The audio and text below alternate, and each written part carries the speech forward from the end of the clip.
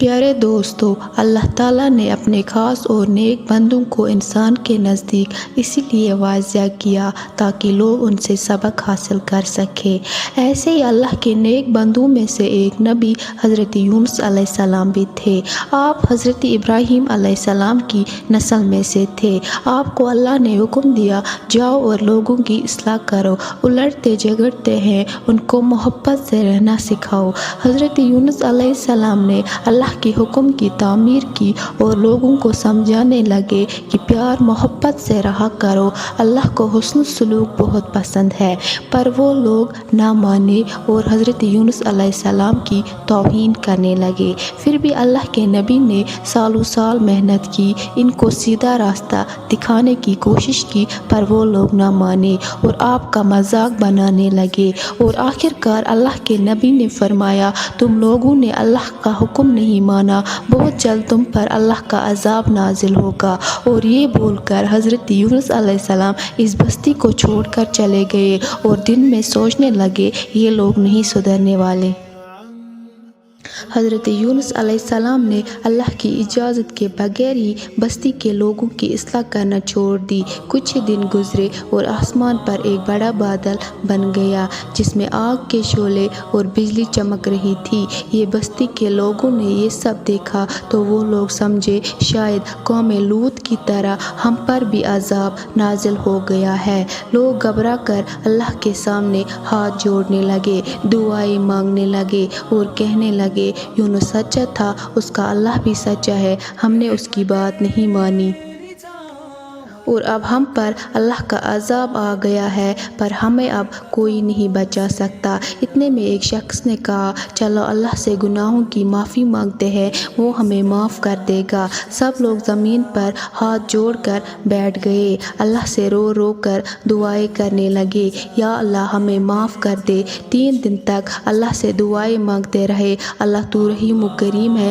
اپنے بندوں کو معاف کر دیتا ہے، اور حضرت یونس علیہ السلام کی قوم کو بھی معاف کر دیا، اور وہ آگ کا گولا اس بستی سے دور چلا گیا اور سب نے اللہ کا شکر ادا کیا اور حضرت یونس علیہ السلام کا انتظار کرنے لگے تاکہ وہ آئے اور ہمیں اللہ کا دین سمجھائے، امن اور محبت سے رہنا سکھائے۔ اور دوسری طرف حضرت یونس علیہ السلام کشتی میں سوار ہو کر اس بستی سے دور جا رہے تھے اور سوچ رہے تھے، دوبارہ میں اس بستی کے لوگوں کے پاس نہیں آؤں گا اور نہ ہی ان کو سیدھا راستہ دکھاؤں گا۔ کشتی اپنے مقام کی طرح رواں دواں تھی کہ اچانک طوفان شروع ہو گیا۔ کشتی کے مالک نے کہا، کشتی کا وزن کم کرنے کے لیے جو بھی سامان ہے آپ کے پاس وہ سمندر میں ڈال دو۔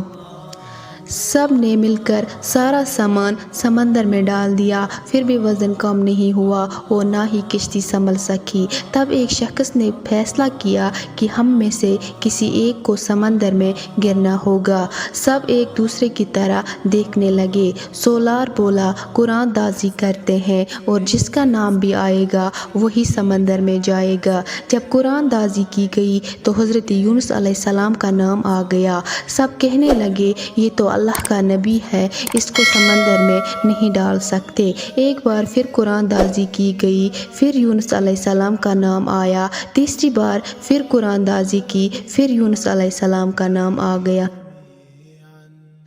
تب حضرت یونس علیہ السلام سمجھ گئے کہ یہ اللہ کی مرضی ہے، یہ سوچ کر وہ سمندر میں کود گیا۔ اللہ نے ایک مچھلی کو حکم دیا کہ جاؤ میرے نبی کو اپنے پیٹ میں رکھو۔ مچھلی نے حضرت یونس علیہ السلام کو نگل لیا۔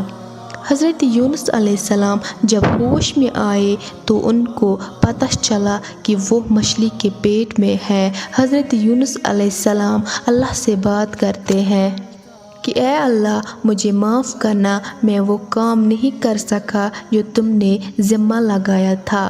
حضرت یونس علیہ السلام سنتے ہیں کہ ان کے ساتھ 7 مچھلیاں بھی اللہ کا ذکر کرتی ہے۔ حضرت یونس علیہ السلام کو 40 دن مچھلی کے پیٹ میں گزر گئے۔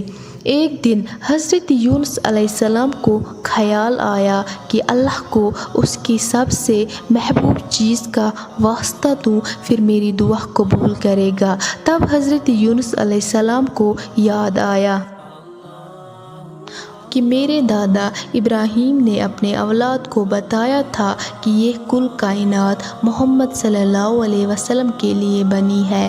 پھر حضرت یونس علیہ السلام نے دعا کی، اے اللہ اپنے پیارے نبی محمد صلی اللہ علیہ وسلم کے صدقے مجھے اس قید سے رہا کر۔ اللہ نے حضرت یونس علیہ السلام کی دعا قبول کی اور مچھلی کو حکم دیا، جاؤ اور میرے نبی کو خشکی طرح رکھا۔ وہ مچھلی خشکی کی طرف گئی اور حضرت یونس علیہ السلام کو مچھلی نے خشکی پر اگل دیا۔